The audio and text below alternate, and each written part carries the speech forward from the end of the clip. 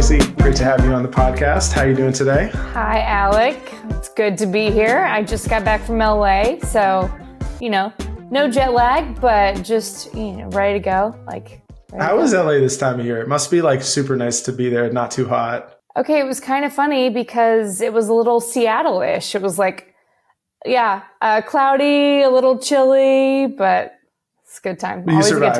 a good time. I survived.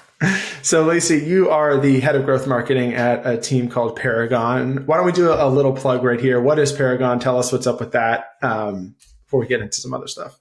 This is the most exciting part, and I don't want to geek out too hard on AI, but at Perigon, we are building what we're calling a context engine. I think that right now we are in this world of so much information overload. What do we do with it? Where do we get the correct information? How do we distill it? And so what we're doing is kind of building on top of several LLMs, large language models, to really find the truth in all that information, distill it down, and give you some actionable insights. And so, it kind of becomes your superpower, your research best friend, something that you can make actual business decisions off of. Mm-hmm. So we like to say, whereas Google search or some of the other AI platforms are a jury of your peers, mm-hmm. we're a panel of experts. Ooh. I bet it took some real marketing juice to kind of pull that together. And how'd you come up with that one? Well, we of course went to other AI platforms and we're like, help us with brand messaging and say things in this tone and do this. And at the end of the day, it was all the human brainstorm creative experience that really comes up with, that innovative saying or that creativity. And so I think we were just kind of joking about how some of the other platforms are, they do funny commercials with the chatbot and people fall in love with the chatbot, or it's making you a dinner reservation. And we were like, that's cool, but we want you to be able to make real decisions and go to the board, your executive leadership team, know that what you're getting is correct, true information. That's awesome. I feel like this kind of ties in, the journey that you're talking about here was something that we were chatting about as we were getting set up and joking about Bluetooth and audio jacks and all sorts of nonsense. But you said a word that you mentioned your CMO group chat likes to use a lot, which I'd never heard before, called raw-authenticity. And that, what you just described, feels like it ties into that. So tell me what raw-authenticity is and how it relates to marketing, especially today. Oh my goodness. So raw-authenticity is really the idea of getting back to the messiness of creativity, the messiness of marketing. Marketing is about experimenting, finding new ways to market, finding new points in the customer journey, having some fun with it. And I think we went really deep in an analytical place. And so we made sure everything was so super polished and there were no mistakes and perfection and all these outside vendors that help us do the perfect video or write in the perfect tone. And in that, we just kind of lost our audience, because then we all started to sound the same and look the same. And so raw authenticity is you know what? Next time you're at a conference and you run into a client, pull out your iPhone. Be like, hey, that was a really amazing quote about our product. Would you mind just saying that? I would love to share it. No big production, no microphone, just hearing the words. I wonder if it's partially a result of what a lot of content is consumed today, especially through TikTok, which is, it turns out it's super engaging when it's kind of a little, to use the term raw.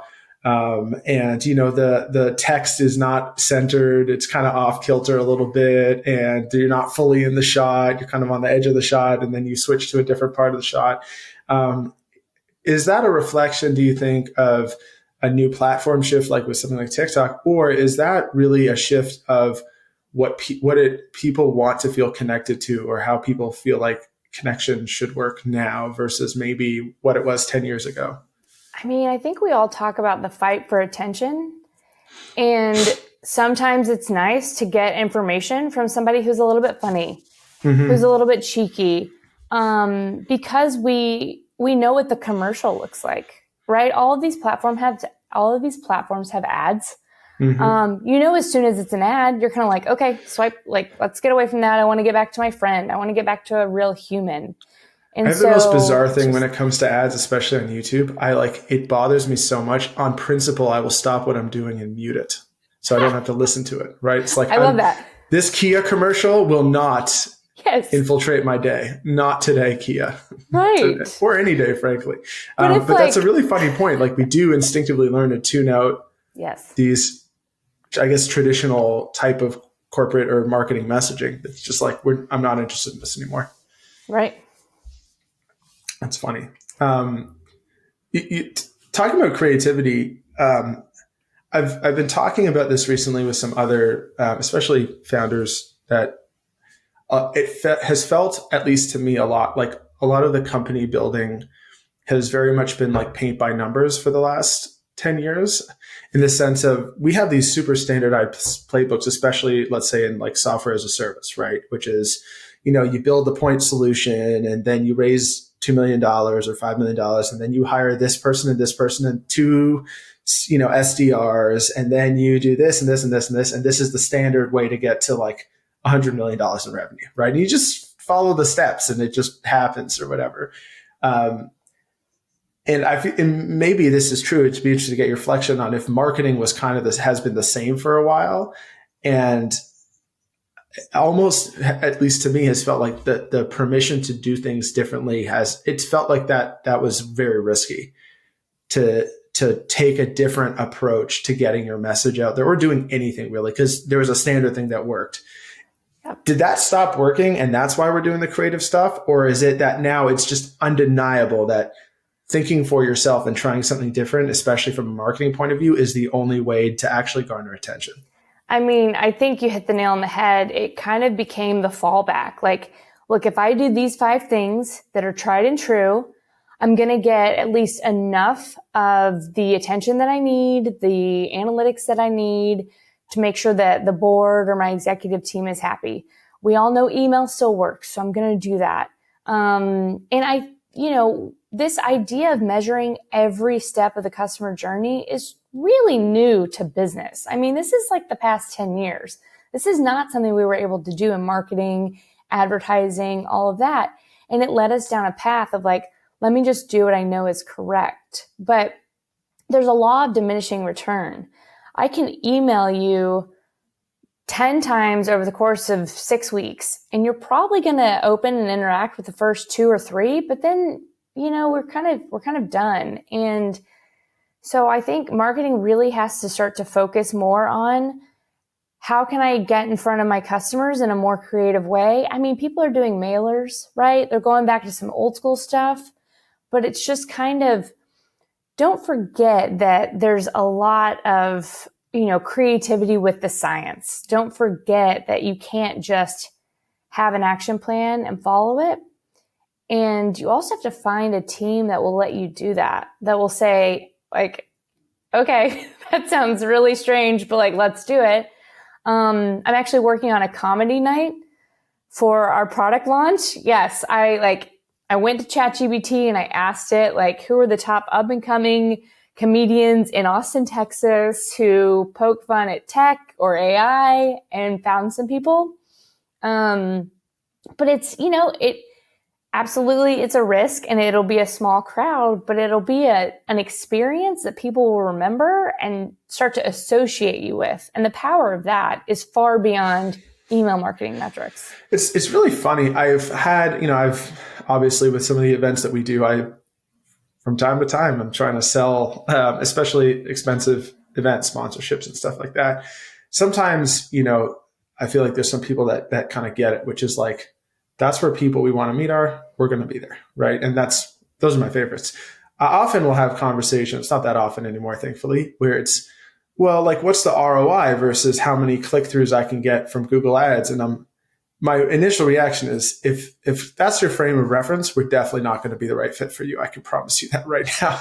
Like, this is not, and if it's working for you, by the way, amazing. You should continue to invest there for sure. But that's not, this is kind of different, right? And it's I think there are a lot of people where that is a problem when success is measured by a number. There's a great quote. I can't remember who it's from. I think it may be Deming. It's something. As soon as you have a metric as the goal, it ceases being a good goal. And I feel like that's right. Maybe part of the story of marketing for the last 5 years, which is, well, how many website visits did we get from this? How many click-throughs did we get from that? Rather than, a lot of these, brand investments and whatnot, I'm sure take years to really play out. I don't know if you have any reflections on that as I've been spitballing here.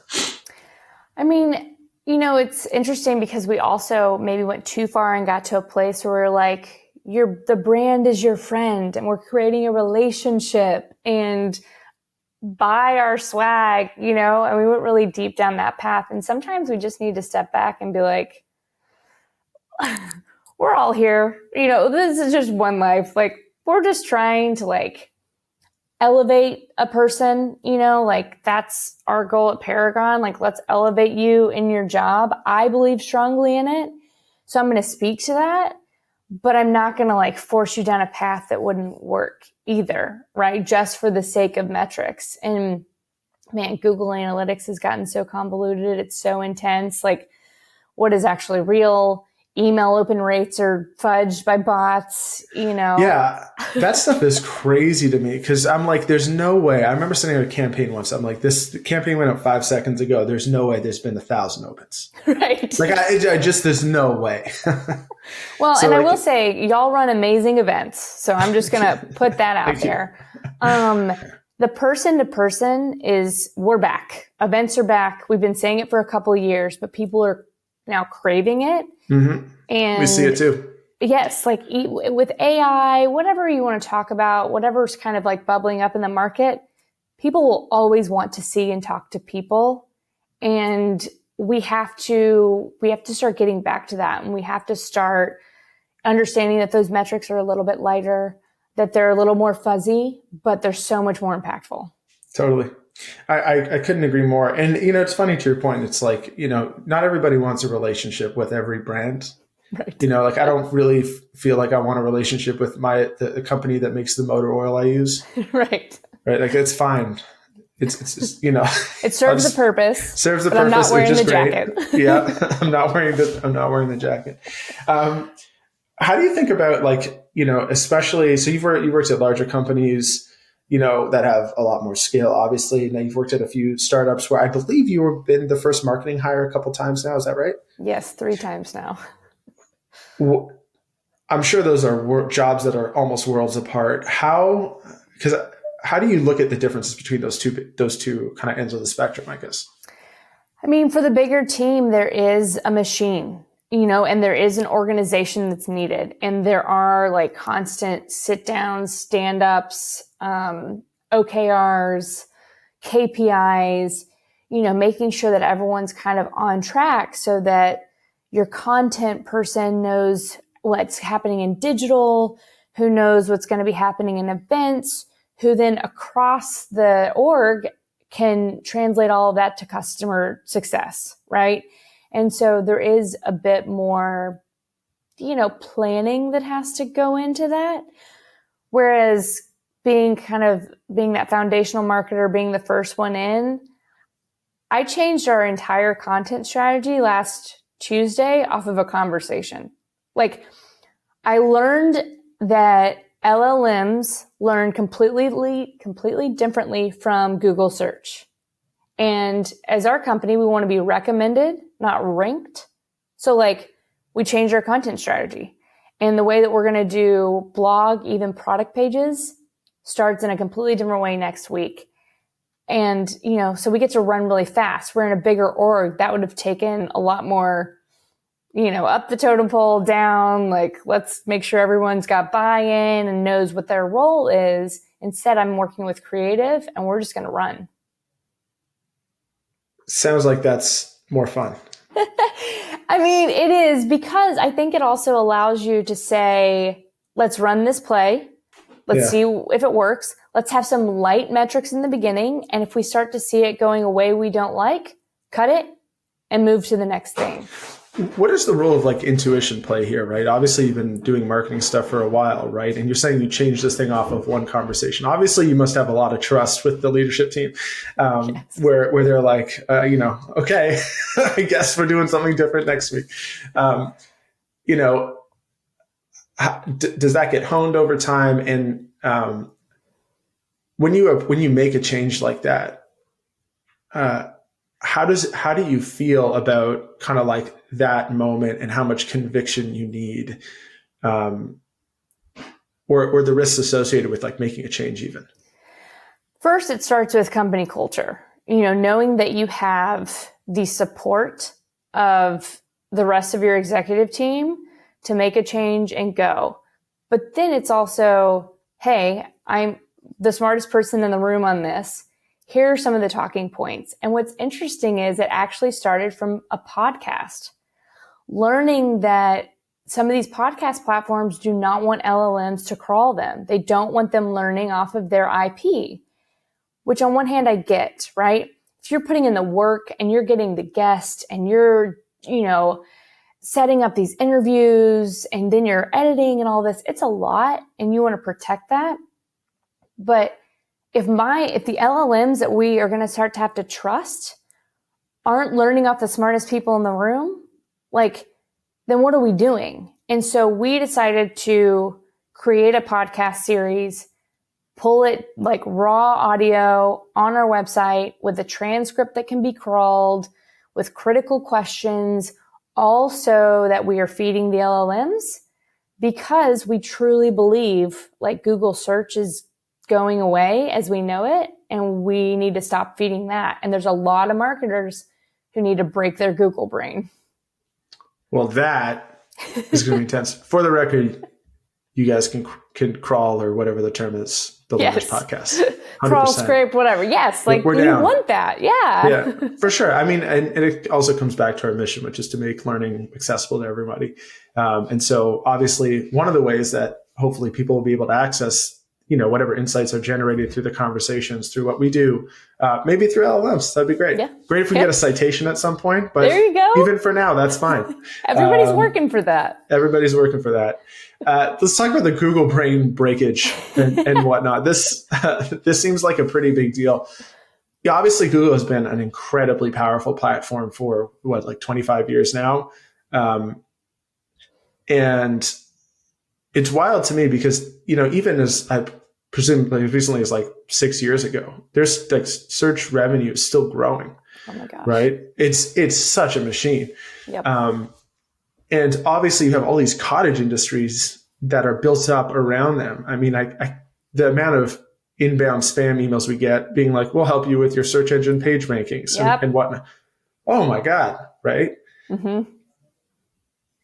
If we are approaching a point where some of this is breaking, certainly I feel like a lot of the effectiveness of this is maybe going away as, the people have gamified more and more, how to get the rankings, which doesn't necessarily serve the user who's looking for something specific, which is kind of a problem from an experience point of view. How are we going to be shifting? What's the right mindset to we don't know what's coming next or how it's going to work necessarily. How do we shift our mindset when it comes to the structure of pages and the marketing that Google used to fill that kind of exclusively? Well, so we'll go back to when Alphabet kind of separated from Google. They did that because they saw that the market was ripe for somebody else to disrupt Google search, to disrupt search in general. And so I think I've always had in the back of my mind, what is that next thing? What is it going to be? Because Google search has such a hold on all of us. But my favorite example is there is a restaurant across the street from my office. I can see it from the window. And we were going with the team, and one of my team members is vegan. So I wanted to Google the menu to see if there was anything vegan. So I literally type in the full restaurant in Texas? name. I don't know. But Austin. Okay, Austin. All right, fair enough. I type in the restaurant name and Austin, Texas, to be as specific as possible. All of the Google search results were DoorDash, Uber Eats, Toast, somebody trying to sell me something. And I'm just like, this is the perfect example. It is across the street and I can't even get the menu to show up as the number one result because they're not paying for that. And so people are tired of kind of looking for answers and getting keyword search results, which is why ChatGPT, they had like 1 million people on the platform, like the fastest to 1 million people ever, because people were starting to get answers and responses and data pulled in from like genuine sources. Now, there's still a lot of cleaning up to do there. But if I could type in, like, are there vegan items on this menu and get a yes or no? Boom. I haven't wasted any more time in my day. And that's what people want. Like, Gen X is going to 10 different places to try and get information because they don't trust any one source. So we have to shift where we find our customer because they're tired of the old ways of trying to find us. It's funny. I feel like such a boomer saying this, but welcome. I was talking to, we've never really done marketing. We're starting to do it for the first time. We've been very fortunate that we've been able to grow word of mouth, and we historically would send out one email when we were doing something new, and it worked. So we just don't know how to do this stuff. Anyway, we wanted to start experimenting with this stuff for the very first time, and so we decided like a way to kind of get our feet wet with it was to hire a college student to just do a little marketing stuff with us or whatever. So, part-time. And so we ended up bringing someone on, and we were interviewed. We talked to maybe 4 or 5 people because it's just a 3-month thing, whatever. Good for somebody who's still studying. One of the things that pretty much everyone told us in the interview process was, I have no idea who you are and what you do, just to be clear. I'm like, okay, whoa, right? Interesting. And I was like, tell me more. And I mean, they eventually said that they figured it out, but it took them some time. They said, well, the way that we look and see if you're legit and what you're all about is we go on Instagram and we search for you. And I'm like, you do what? We don't really have, we had at the time, I don't know what it even looks like right now, but a very weird Instagram account. It just like had some old photos from some events, but it hadn't really been updated in like 2 or 3 years. And they're like, it was very confusing and didn't know what it was. They didn't even think to go to Google. And I'm like, uh-oh, this is a bit of a problem. And then I find out like YouTube is the number 2 ranked search. Like it's the number 2 by search volume, I think, in the world. TikTok is now exploding as a search platform too. And all of these are so different from the way that, you would optimize for Google, for example. Yep. What do you think about the paradigm of search continuing to grow or maintain versus, when you're talking to like an LLM, it's not really a search per se as much as a question. How do we think about whether or not we should be servicing both, one or the other? Is one growing? Is one not? As a marketer, what are you thinking about? Man, I mean, truly, and we're still spending money on Google search ads, right? Like there is a necessary evil to that, just like some of those digital properties having an Instagram presence or having a TikTok presence. I think that from a company offering standpoint, you have to meet people where they are. This goes back to breaking traditional marketing metrics. I'm going to have to be really present on different social media platforms, knowing they're going to throttle me if I do an outside link, knowing that traffic may never translate to my actual website. And so, but you have to show up there because that goes to, if on TikTok, I can watch videos of 15 different people talking about the topic. Somewhere in there is a truth, right? And so I go to the places where I can see across opinions or across accounts and find the truth that I need. And on our side, as like trying to be at the forefront of AI information distillation, we're kind of the thinking that like you wake up, you check Instagram, you check TikTok, you look at that stuff. But when your boss calls and is like, I need an emergency report on the state of X, you go into Perigon You type that out, you do some learning, and you're going to like get a world picture of how everyone's discussing it in the way that brings you that truth. So you'll casually do the TikTok thing, but then professionally, you'll have like one platform where you go. And for some people, that's going to be some of the other LLMs. But ours, there's no black box algorithm. I think everyone's really irritated by that, the way that Instagram serves you things, TikTok serves you things, Google search, right? There was a whole report about how when California was trying to get Google to pay for surfacing some of their media articles, Google turned off traffic to those different media platforms. Like, nobody wants that anymore. Like, we want to know how you're serving us information. And if you're going to be black box algorithm about it, then you're out. Gen Z is not going to get like business professional, we're going to pay for this platform from black box algorithms. Yeah. It's almost, I feel like there's some interesting parallels here of like those two things with the way that it's been explained to me of how marketers sometimes break out their work into brand marketing versus demand. And what you're just describing sounds a lot like that, where it's like a lot of, if you want to learn about something, more of the brand stuff is this sort of discovery style. I'm on, whether it's TikTok or Instagram or whatever those other platforms might be, versus I have a demand, like pull a question, pull a request forward, where the language models might actually, serve that much better. Yeah, that's exactly it. We have really cool creative on Instagram right now. We're sprinkling that across LinkedIn with some different messaging. But when it comes to demand, that is where these like new LLM focused pages are going to come into play. One thing I really wanted to ask you about, especially since you kind of have, you're trying to bring a lot of creativity into the practice, essentially. I feel like in 2020, 2022, right, when we were all at home, everything digital marketing was working. Everyone was spending money like crazy, buying all the stuff, hiring all the people, right? And when I've talked with some other marketing folks, for some teams, some people, that kind of taught us the wrong things, maybe made us a little lazy, especially when everyone could do it from the comfort of their own home. Mm-hmm.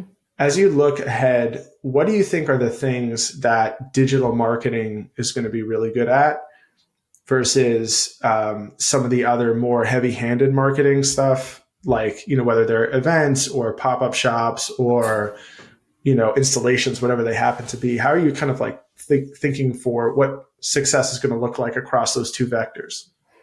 If you think about what AI has impacted the most, it is the digital marketing role. Like, people are starting to throw out this term AI VO, which is AI visibility optimization. I know, okay. Whether that sticks or not, I don't know. You heard it here first, folks. You heard it here first. Forget SERP. SERP is out. AI VO is in. Yes. With digital marketing, like, you're the one that really has to be on top of learning, podcasts, professional development conferences. Like, you need to know what is coming next, because you're the first line of defense for like the new customer touch points. And like you mentioned, when everyone was at home, we were overspending on content or being in a newsletter or being on a podcast or something like that, because we had to get in front of those eyeballs of people at their computer. And so, digital is the one that's already changing. Oh, and interesting. So you're saying that the touch point was absorbed by digital marketing because that was the new touch point. Yes. And so the touch point is now disassociating again that part of the marketing to being like an actual touch point. Yes. So now you got to think about like back to events. Maybe your digital marketing strategy is now going more towards how you distill the content from an in-person event, because you want to put it into ads or you want to get it into LinkedIn ads or whatever that may be. But digital is going to have to start to look at search completely different. And they're going to have to look at how they get their content out in a digital way from a more personal touch. The more you talk about it, the more this feels like much more of an art than like a science sort of thing. Yes. And, you know, thinking back on a lot of conversations I've had over the years, but a lot of this sounds like I think a lot of people in their heads, it's like, send you to my website, right? Sign up, go to the sign up page, right? That is success. We need to send people to the website. There's this whole journey of getting people to that moment where they can kind of be successful. That feels like it's going to be very mysterious or enigmatic or certainly messy, right? And the great creative marketing is, maybe this is completely wrong, but it sounds like it's like, forget the numbers for a minute. Like, what is the right stuff, right? What is the good stuff that we need to put in front of them in order to like build that trust, build that connection to that point where they will give us a try almost, right?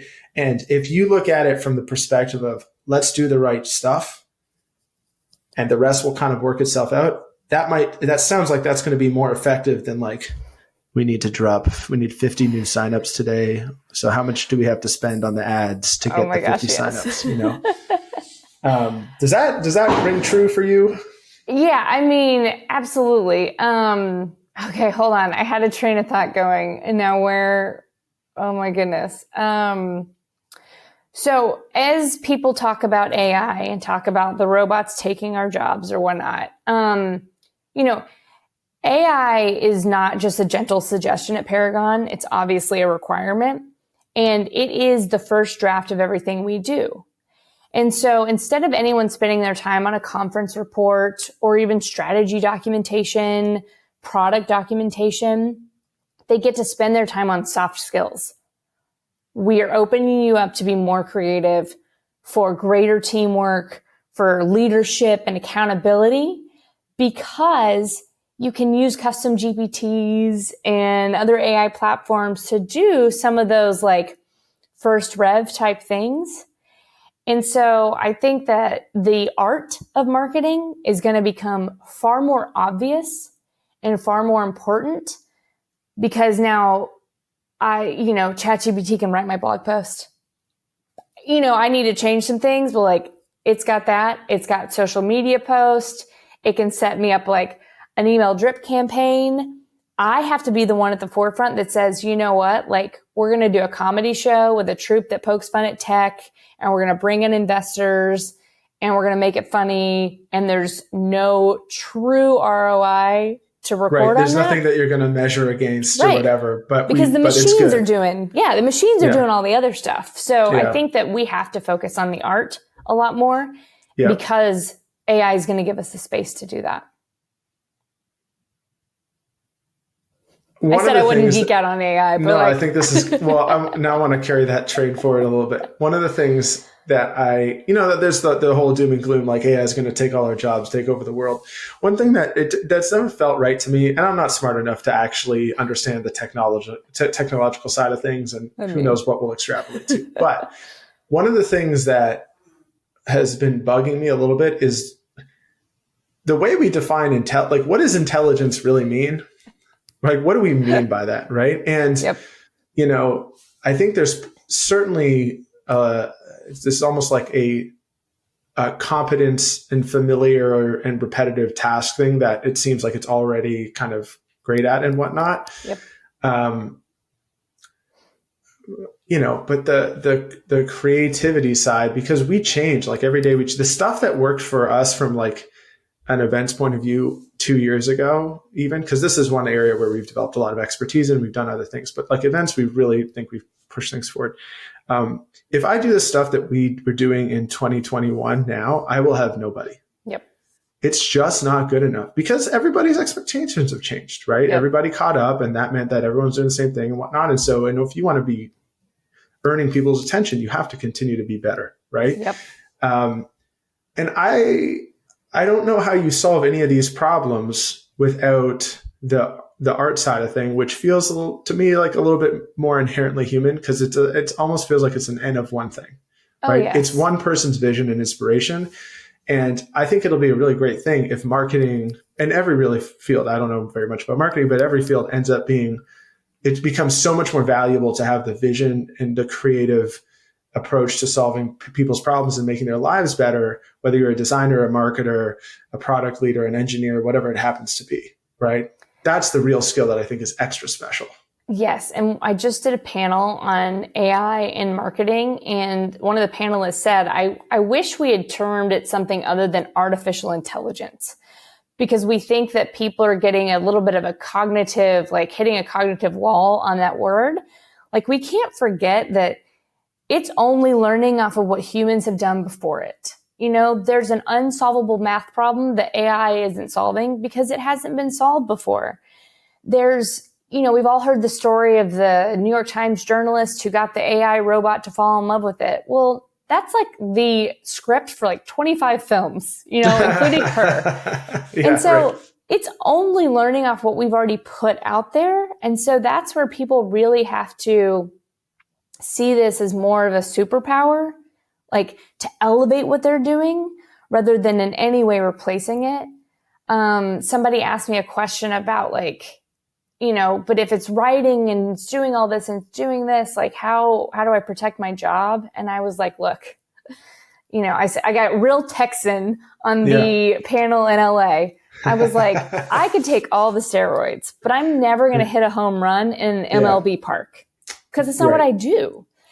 And so that's how we have to really look at this. It's a tool for us to use and to make maybe smarter decisions or bigger decisions or foundational decisions, but it is never going to replace how creative and amazing your team can be and like create and work on together. We did a full branding exercise using all different LLMs, asking it questions, give us a tagline in the tone of Steve Jobs, right? And like trying to be so super smart feeding it.